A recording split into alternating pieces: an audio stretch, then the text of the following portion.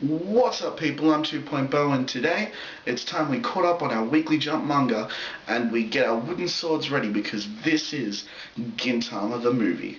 So before we end up like Inuyasha and lose the plot completely, I think it's time we got a little bit off the tracks. The story follows Gintoki Sakata, a former samurai whom, after it being made illegal to carry swords, decides to team up with Shinpachi and Kagura. Shinpachi is a smallish looking kid with glasses who is very eager to help out. And Kagura is a feisty young woman who carries a gun that is an umbrella and also has amazing strength. And altogether they do odd jobs.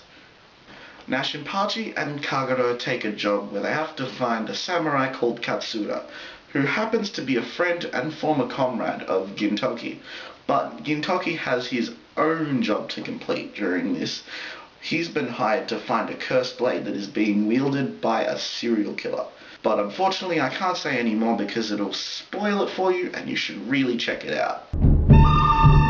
The good, the bad, and the dubbers. Now Gintoki is actually voiced by Chris Patton, who is also very well known for his work as the voice of Turles from the Tree of Might movie of Dragon Ball Z. He's also Lavi in D. Greyman and Kiyama Katsuragi from the recently released anime The World God Only Knows. Now Shinpachi is voiced by Mike Laskowski, who happens to be the voice of Buta from Air Gear, as well as the badass sniper known as Kota from High School of the Dead. Meanwhile, Kagura is voiced by Lucy Christian, the incomparable voice of Alois Trancy from Black Butler Season 2, Honey Senpai from Ouran High School Host Club, and the end-all be-all of females in anime, Nami from One Piece.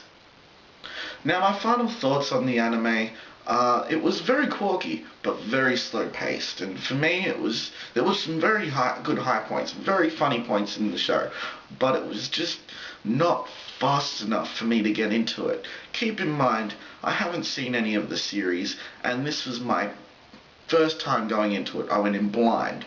I knew nothing about the series and I did enjoy myself, but unfortunately not enough to warrant it a higher score than 5 out of 9 angels.